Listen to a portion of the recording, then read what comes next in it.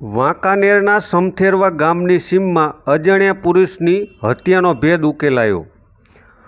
મોરબીના 6 લોકોની ધરપકડ કરવામાં આવી છે. વાંકાનેર તાલુકાના સમથેરવા ગામની સીમમાં ગત તારીખ 8/4/2026ના રોજ અજાણ્યા પુરુષની નિવસ્ત્ર અને હત્યા કરાયેલી લાશ મળી આવી હતી.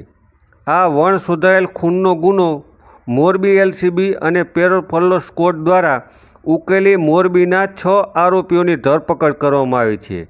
જ્યારે આ અંગે મોરબી જિલ્લા ડીવાયએસપીએ એક પ્રેસ કોન્ફરન્સ યોજી હતી. કેવી રીતે હત્યા થઈ હતી અને શા માટે થઈ હતી, જુઓ સમગ્ર વિગતે. વાંકાનેર તાલુકા પોલીસ સ્ટેશન વિસ્તારમાં સમથેરવા ગામની સીમમાં તારીખ 8/4/2000ના રોજ એક અજાણ્યા પુરુષની નિર્વસ્ત્ર હાલતમાં હત્યા કરેલી લાશ મળી આવેલી હતી.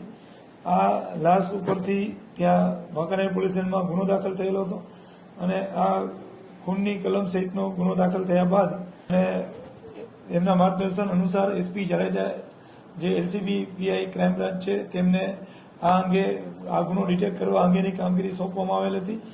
આ કામગીરીના માર્ગદર્શન મળ્યા બાદ તેમણે તાત્કાલિક એલસીબી પેરોલ ફરલોના સ્કોડના અધિકારી તેમજ અલગ અલગ કર્મચારીઓની અલગ અલગ ટીમ બનાવેલ હતી. આ ટીમ અલગ અલગ કામ કરતી હતી, જેમાં કે સીસીટીવી કેમેરા ચેક કરવા, બનાવ સ્થળની વિઝિટ લઈ અને આસપાસના માહોલથી માહિતગાર થવું, શંકાસ્પદ વાહનોની અને ઇસમોની અવરજવર બાબતેની બાતમી મેળવવી, તેમજ આ ઇલેક્ટ્રોનિક સર્વેલન્સ કરવું અને મોબાઈલ ફોન ઉપર પણ આ અંગે માહિતી મેળવવી.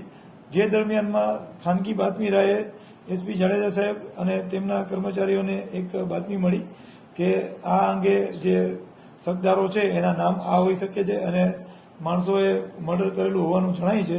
જે શકના આધારે આ કામના આરોપીઓ સંદીપ ધનજીભાઈ ઝાલરિયા, જે રહેવાસી મોરબી સનાળા રોડ ઉમિયા સર્કલ પાસેના છે, તેમની સાથે એલિસ જસમતભાઈ ઉર્ફે જયંતિભાઈ ઝાલરિયા, દિવ્યેશ ગોવિંદભાઈ ઝાલરિયા, મુનો ઉર્ફે વરુણ રૈયાભાઈ ગોલતર, રાજેશ રમેશભાઈ ડાભી, રાજીવ ઉર્ફે રાજુ કામેશ્વર પ્રસાદ, આ 6 આરોપીઓને ત્યાંથી પૂછપરછ માટે લાવવામાં આવ્યા અને સઘન પૂછપરછ દરમિયાન આરોપીઓ તૂટી જતા તેમણે આખો જે બનાવ છે એ કબૂલ કરેલ અને મરણ જનાર છે એ ત્યાં જે આ મુખ્ય આરોપી સંદીપભાઈ ધનજીભાઈ છે તેના રહેણાંકના મકાને ચોરી કરવા આવી ચડેલ હતો.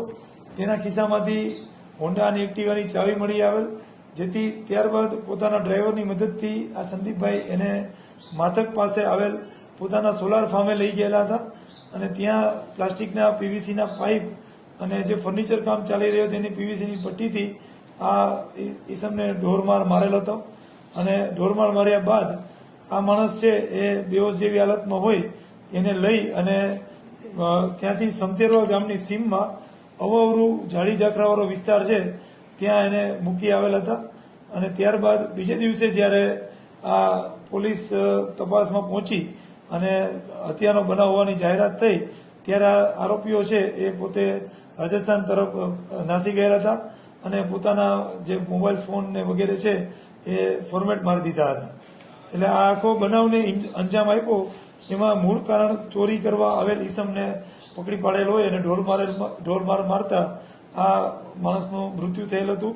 હજુ સુધી આ મરનાર માણસની ઓળખ થઈ શકી નથી અને આ આરોપીઓને જ્યારે અટક કરી અને વાંકાનેર પોલીસને સોંપવામાં આવ્યા ત્યારે વાંકાનેર તાલુકા પોલીસે આ અંગેની તપાસ સંભાળી લઈ નામદાર કોર્ટમાં રજૂ કરતા તેમના 6 દિવસના આરોપીઓના રિમાન્ડ મંજૂર થયા છે. તારીખ 14 તારીખ સુધીના રિમાન્ડ મંજૂર થયા છે.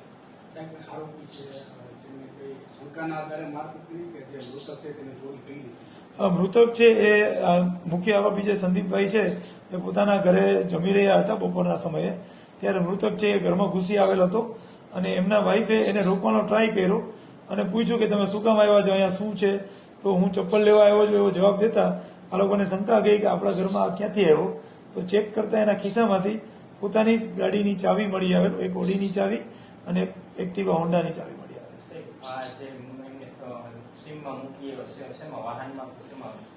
2 ગાડી લઈને ગયા હતા. એક ઇનોવા ગાડી હતી અને બીજી એક અન્ય ગાડી હતી, એ કબજે કરવાની બાકી.